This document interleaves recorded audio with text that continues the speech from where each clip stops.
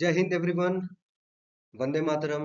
So আজকে আমরা যে কাট অফ নিয়ে আলোচনা করব সেটা প্রিভিয়াস ইয়ার কাট অফ কার ওয়েস্ট বেঙ্গল ফুড এসআই।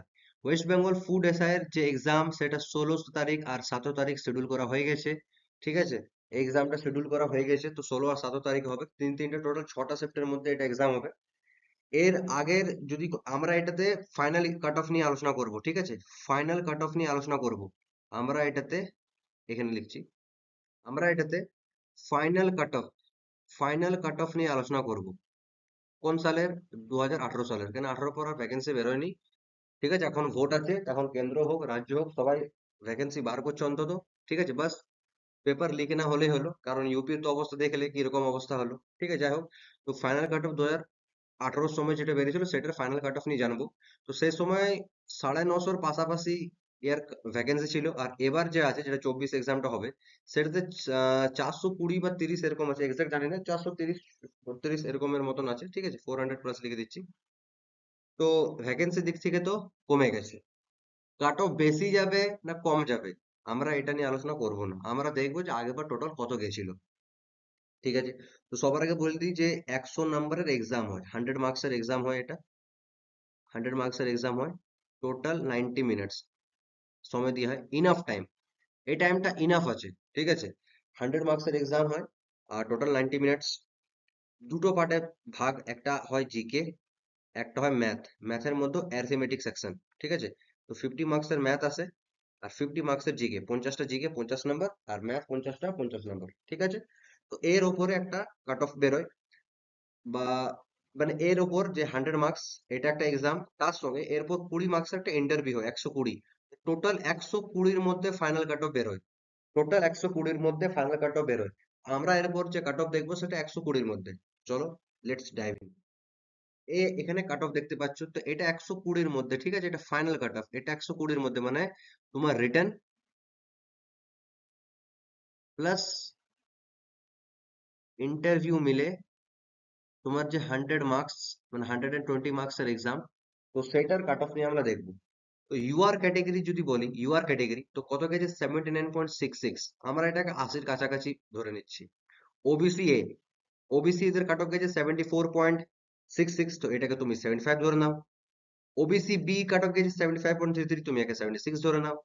এবারে এটা দেখো না যে 0.33 আছে, 6 কেন ধরবো? আরে বেশি ধরলে তো ভালো, আমাদের প্রিপারেশন যদি বেশি কাট অফ, আমরা যদি বেশি নাম্বার অ্যাচিভ করার টার্গেট থাকে তো এটাই তো ভালো, ওটা কম করার ভালো। ঠিক আছে, আর এসসি দের যদি কাট অফ বলা হয় তো 76, আর এসটি দের কাট অফ বললে 59, এটাকে তুমি 60 ধরতে পারো।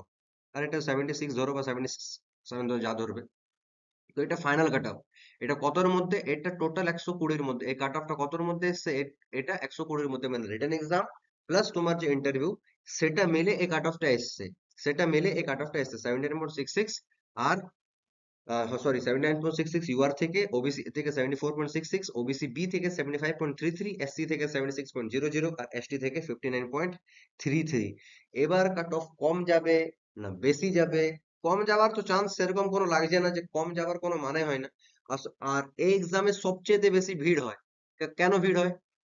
ফার্স্ট তো এটার বয়স সীমা 18 থেকে 40 বছর, তো 40 বছর অব্দি ট্রাই করতে থাকো। ঠিক আছে, দ্বিতীয়, যোগ্যতা শুধু মাধ্যমিক পাস লাগে, যেটা অলমোস্ট সবাই করে, এমন কেউ নাই যে করে নাই। ঠিক আছে, আজকাল 12 অব্দি পাস করছে, আর যে গ্রাজুয়েশন অনেকেই করে নিচ্ছে। ঠিক আছে, মেনলি 12 অব্দি তো করছে। ঠিক আছে, তো মাধ্যমিক পাস লাগে 18 থেকে 40 বছর।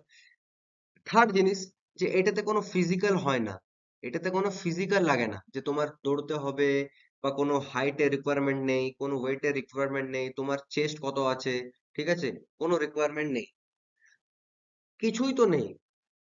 তো কম্পিটিশন তো বাড়বে, নর্মাল ব্যাপার, যে ছেলে তো বেশি হবে। আমি যার কাছে ফর্ম ভরতে যেতাম সেও শুনছি ফর্ম ভরেছে, সে এক বাচ্চার বাবা।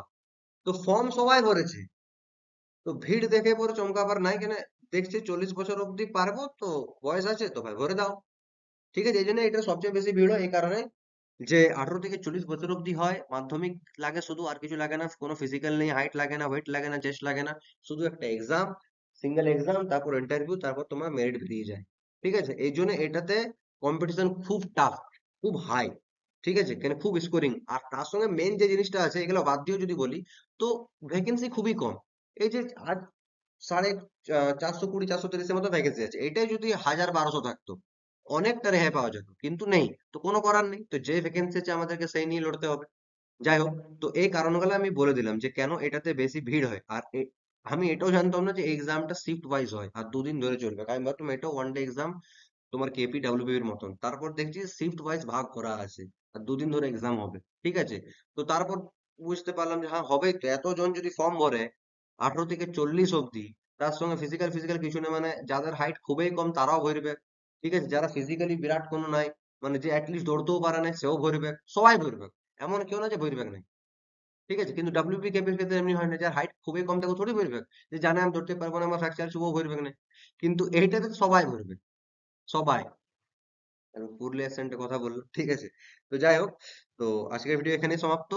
এরপর আমরা আরপিএফ এর প্রিভিয়াস এর কাট অফ নিয়ে দেখবো। প্রিভিয়াস এর কাট অফ আরপিএফ এর প্রিভিয়াস এর কাট অফ নিয়ে আমরা কিছুদিন পর আলোচনা করব। ঠিক আছে, তো আজকের ভিডিও এতটাই। দেখা হবে অন্য ভিডিওতে।